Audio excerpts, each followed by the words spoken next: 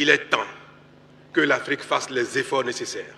Il est temps que nos administrations, nos politiques fassent les efforts nécessaires pour réellement intégrer nos économies, parce que si nous ne parvenons pas à le faire, nous resterons dans une communauté de pauvreté. Je veux dire à nos compatriotes que si nous ne partageons pas le même idéal démocratique, que si nous ne partageons pas le même idéal de liberté, que si nous ne partageons pas le même idéal politique, c'est moins grave que de ne pas partager le même idéal économique. L'économie, c'est la survie. Et la pauvreté est la mère de toutes les catastrophes. Si nous ne parvenons pas à sortir nos pays de la pauvreté, la démocratie sera compromise. Les libertés seront compromises, la politique sera compromise. Je ne banalise pas l'idéal de démocratie qui est important. Je ne banalise pas l'idéal de liberté qui est important parce que ça concourt de la dignité humaine. Mais je veux dire que ces idéaux qui sont majeurs et supérieurs peuvent être mis en cause par la pauvreté si nous ne faisons pas les actions qu'il faut pour nous développer collectivement. Mais un autre exemple plus banal qui concerne nos concitoyens ordinaires qui veulent aller de Lagos à Abidjan et qui doivent traverser le Bénin, le Togo, le Ghana avant d'y aller. Les routes existent, mais à cause des tracasseries qu'on observe sur nos frontières, sur nos voies, il faut plus d'une journée pour aller de Lagos à Abidjan.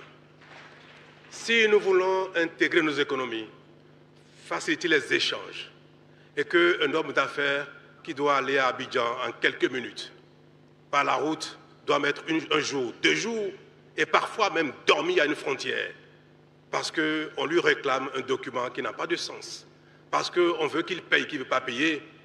Monsieur le Président, Messieurs les Présidents, nous ne parviendrons jamais à impulser une véritable intégration de nos économies. L'Afrique a les mêmes idéaux que le reste du monde. Ce n'est pas la volonté qui nous manque, mais nous ne parvenons pas à faire aboutir nos idéaux.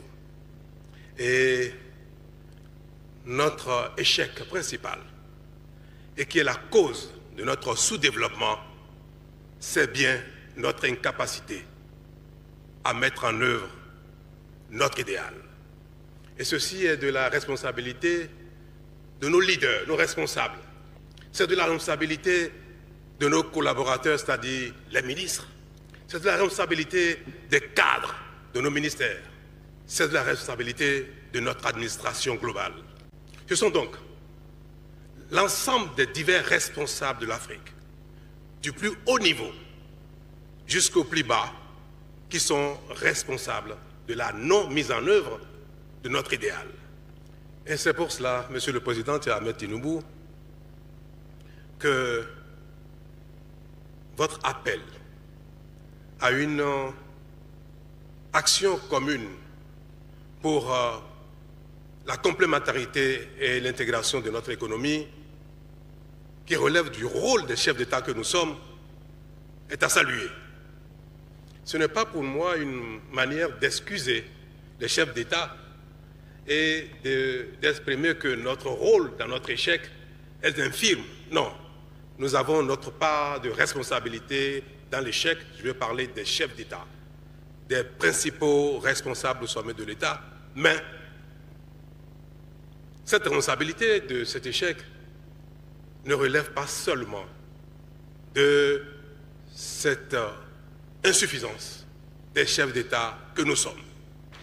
Tellement les responsables politiques, tellement l'administration ne fait pas ce qu'il faut, que nos populations, nos hommes d'affaires sont obligés de contourner les obstacles de l'administration, d'avoir affaire à l'informel pour échanger entre les communautés d'un pays à l'autre. Quand on observe les efforts que font nos communautés pour donner un contenu réel à l'intégration et en contournant ainsi l'administration, en étant dans l'informel, nous devrons, mes chers présidents, chers collègues, mes chers grands frères, nous devrons, chers ministres, chers responsables de l'administration, prendre un nouveau départ pour sortir l'Afrique de la pauvreté en passant par l'intégration effective.